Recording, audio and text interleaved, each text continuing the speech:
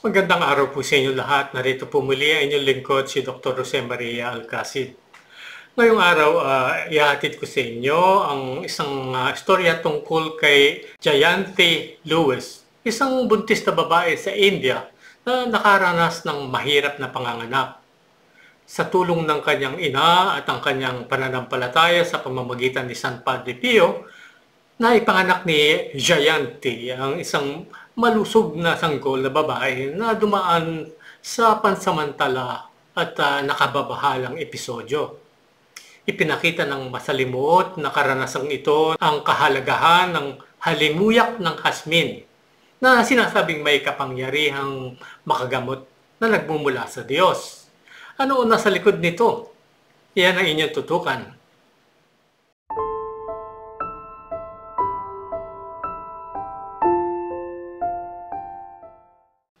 Si Jayanti Lewis ay tubong Madurai sa Timog India. Siya ay buntis sa kanyang ikatlong sanggol. Naipanganak na niya ang kanyang naunang dalawang sanggol ng walang anumang komplikasyon. Ngunit mula nang mabuntis niya ang kanyang pangatlong sanggol, ay sunod-sunod na problema ang kanyang naranasan. Sa wakas ay nagsimula siyang makaramdam ng panganganak at ipinasok siya ng kanyang ina sa ospital. Nakaranas siya ng matinding pananakit kaysa sa normal na panganganak. Habang ang dextrose ay ibinibigay sa kanya, nakaranas din siya ng pananakit sa kanyang braso. Bukod dito, ang sanggol ay nagbibigay din sa kanya ng pananakit sa kanyang tiyan.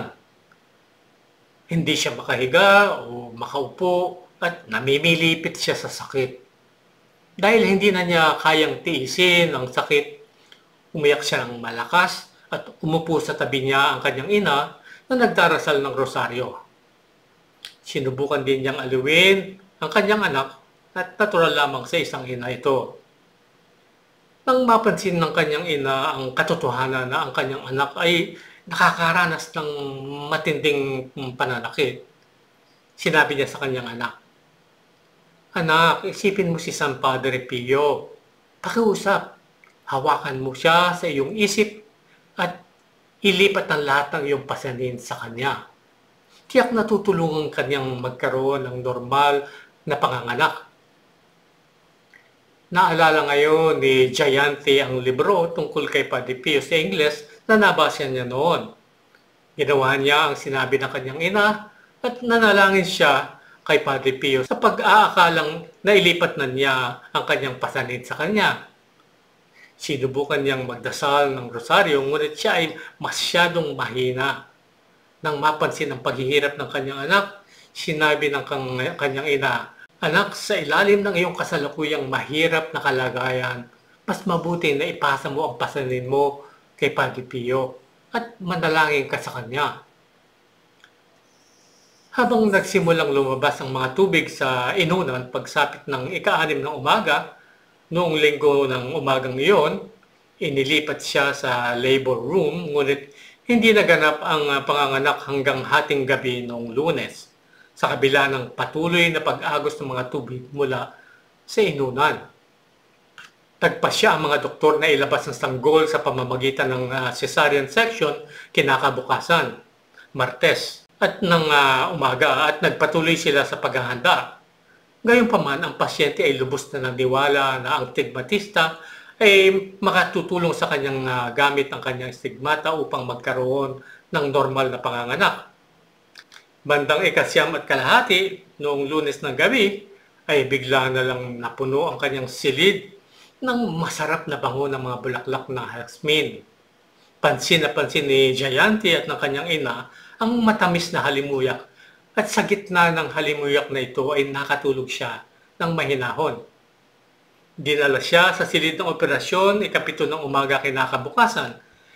Ngunit bago sinimulan ng mga doktor ang kanilang pag-oopera, ipinanganak niya ang isang magandang batang babae ng walang anumang komplikasyon. Ngunit hindi natapos ang kanyang mga paghihirap. Ang bagong panganak na bata ay hindi umiyak sa unang 10 minuto, at sa gayon ay nagpahiwatig na may isang bagay na dapat ikabahala. Muling nanalangin si Jayanti kay Padre Pio at sabi niya, O aking mahal na Ama, binigyan mo ako ng normal na panganganak at ngayon ay ibigay mo sa aking bagong panganak na anak na babae ang kanyang taning ng buhay. Tininig ni San Padre Pio ang kanyang panalangin at sinagot ito. Umiyak ang bagong panganak pagkaraan ng 10 minuto at nang nabuhay ang sanggol sa pagpapala ni Padre Pio, bininyagan siya ng kanyang ina na Maria Pio Dipa. At niluwalhati ng kanyang pamilya ang Diyos sa paggawa ng milagro sa pamamagitan ni San Padre Pio.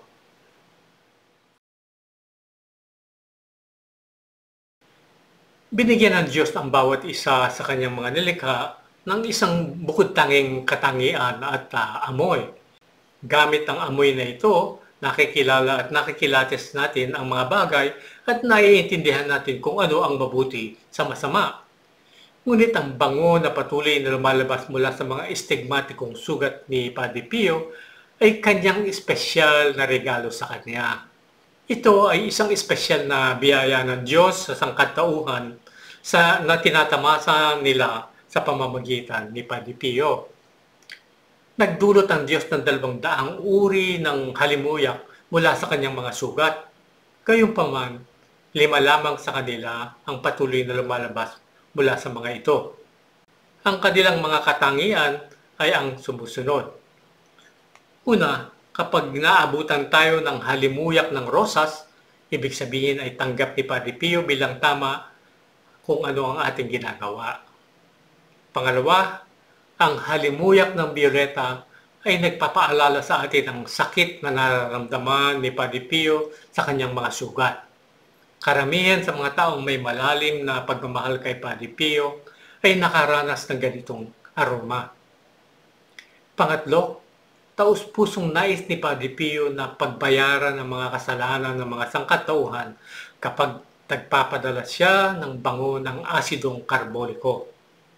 At pang-apat, kapag nakalanghap tayo ng masarap na amoy ng iba't ibang uri ng pabango, nangangahulugang ito na lalong pinapalakas ang ating kakayahan ni Padre Pio.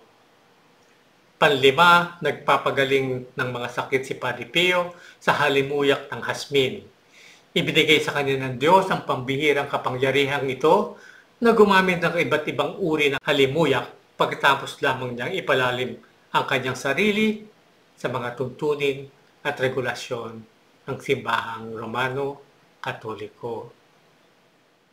At yan po ang ating istorya ngayong araw na naway naibigan po ninyo at nakapulutan po ninyo ng aral. At kung naibigan naman po ninyo, wag po kayong mag-atubiling mag-like, mag-komento at i-share din po ninyo ang video ito. At para sa inyo na hindi pa nakapag-subscribe, mag-subscribe na po kayo ngayon din. Pindutin lang ang subscribe na button sa baba at ang kampanilya sa kanan nito upang maabisuhan namin kayo sa mga episodyong aming ilalabas sa hinaharap.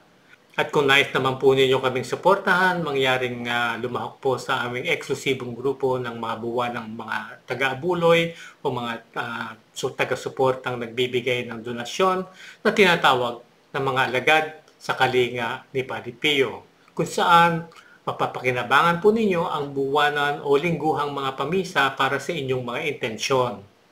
Ito po kung mga misang ito ay pinagdiriwang sa bansang Pransya.